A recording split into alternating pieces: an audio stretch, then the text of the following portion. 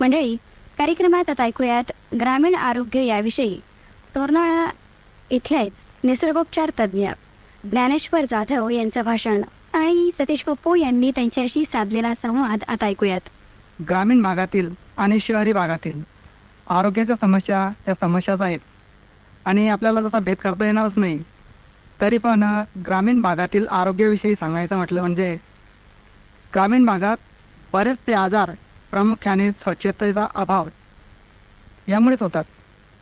आरोग्याविषयीच्या सवयी, आहार विहारांविषयीची शास्त्रीय माहिती नसणे, वेळेचं नियोजन नसणे अशा अनेक कारणांनी आरोग्याविषयीच्या तक्रारी जाणवतात.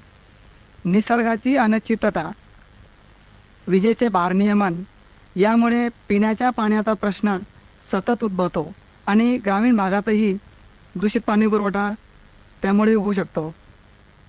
पावसाळ्याच्या सुरुवातीला बऱ्याच वेळा असा दूषित पुरवठा होतो आणि त्यामुळे टायफॉइड, मलेरिया किंवा संडास लागणे असे आजार वारंवार उद्भवतात. शेतीच्या कामांची अनिश्चितता, धावपळ यामुळे जेवणाच्या वेळेत बदल होणे यामुळेही पोटांच्या तक्रारी, पित्त, पोटदुखी यासारखे आजार अधूनमधून उद्भवतातच.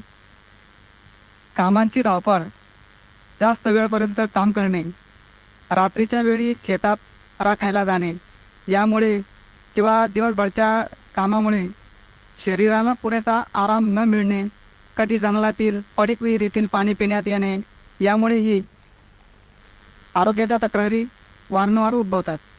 कामं करताना शरीर सुरक्षिततेचा उपाय म्हणून डोक्याला किंवा कान झाकण्यासाठी थंडी, ऊन, वारा, पाऊस यांपासून संरक्षण करण्यासाठी डोक्याला प्रत्येक वेळेस रुमाल असतोच नसतो बऱ्याच वेळा.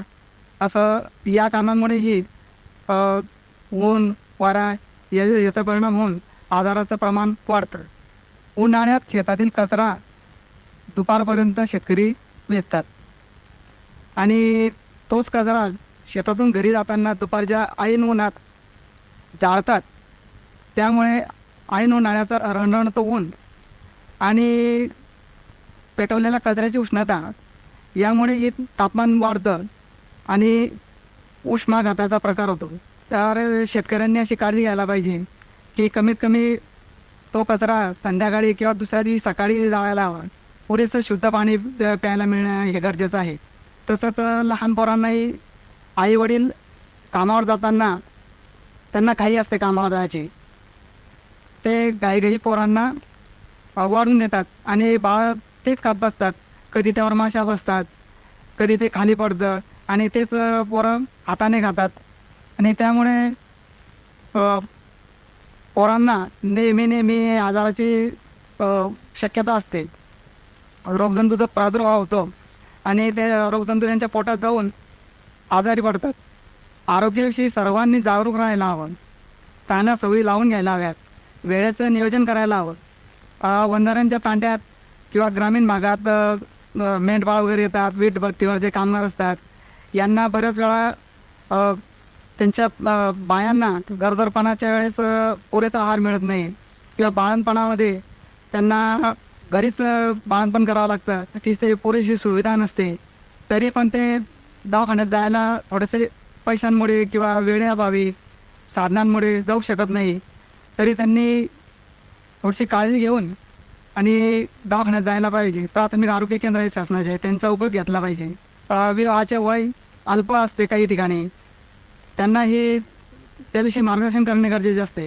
कामाच्या निमित्ताने मजुरांचे स्थलांतर होते, तिथे त्यांना पुरेसं राहण्याचं व्यवस्था नसते. बऱ्याच वेळा शुद्ध पाणी मिळत नाही, शुद्ध अन्न मिळत नाही, त्यामुळे त्यांना त्रास होतो. शासन, आकाशवाणी, दूरदर्शन किंवा इतर माध्यमातून जनजागृती आरोग्याविषयी करतात, ती समजून घ्यायला हवी. बचत गटांच्या माध्यमातूनही आता स्त्री प्रवर्तेविषयी जशी माहिती पुरवली जाते तशीच स्त्रियांना कुटुंबाच्या आरोग्याविषयी माहिती दिली जायला हवी. ग्रामीण भागात वारंवार उद्भवणारे आजार आणि त्यांविषयी जागरूकता सांगायला हवी. डॉक्टर, तुम्ही आज तोरणाळ्यासारख्या परिसरामध्ये काम करताय, त्या परिसरातली लोकसंख्या किती आहे? आमच्या गावातली लोकसंख्या 2200. बरं. आणि मग तुम्ही कुठल्या परिसरामध्ये सगळी सेवा करता? तोरणा फक्त का बाकीचा परिसर सुद्धा? नाही, तोरणाळाला लागून तांडे आहेत, 2-3 तांडे आहेत, तिथले पेशंट येतात आमच्याकडं आणि त्यांना आम्ही आरोग्य सेवा पुरवतो. काही तांडी 200 लोक वस्तीचे, काही 400, काही 150 असे 4-5 तांडे आहेत. विशेषतः तांड्यांमध्ये आपण ज्याला आरोग्य जागृतीचा विचार करतो त्याला कितपत आरोग्य जागृती आहे तांड्यात? तसा प्रतिसाद कमी मिळतो त्या लोकांकडून, कारण की त्यांचं अज्ञान, कामाची धावपळ आणि त्यांना पुरेशी माहिती नसणे यामुळे थोडंसं दुर्लक्ष करतात. तुम्ही आज जी आरोग्य सेवा करता ही प्रथमोपचाराच्या पद्धतीची आहे का नेमकी कशी आहे? प्रथमोपचार आणि त्यांना आरोग्याविषयीचं मार्गदर्शन. बरं. मग प्रथमोपचार म्हणजे कुठपर्यंत काय काय उपचार करता तुम्ही? साधारणतः त्यांचं साधारण पोटाच्या तक्रारी असतात बऱ्याच वेळा आणि त्यांना पित्त वगैरे असतं किंवा थोडा तापाचं प्रमाण असले साधारणतः, तर अशा ठिकाणी उपचार करतो. बरं. आपल्याकडं डॉक्टरकडे येण्याचं प्रमाण ह्या सगळ्या परिसरामध्ये कितपत आहे?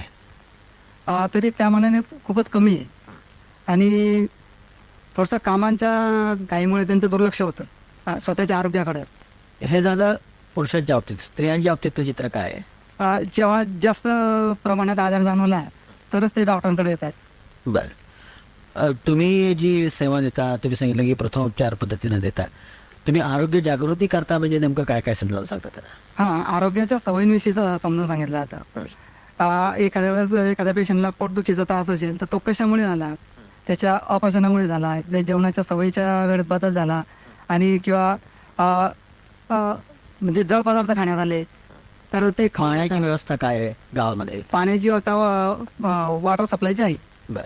पण शुद्ध पाणी पिण्याचं? शुद्ध पाणी मिळतं, पण बऱ्याच वेळा लाईनीत लोड शेडिंग असते, त्यामुळे बऱ्याच वेळा बाहेरून आणावं लागतं लोकांना पाणी. शालेय विद्यार्थ्यांची आरोग्य तपासणी वगैरे कधी केली तुम्ही परिसरात? हो. काय चित्र आहे? त्यांच्याविषयी म्हणजे बऱ्याच वेळा त्यांना असे खरू वगैरे झालेले असते आश्रम शाळेमध्ये किंवा लहान पोरांमध्ये परत संडास लागणे, त्यांच्या आरोग्याचं जेवणाच्या वेळेचं नियमन नसण्यामुळे.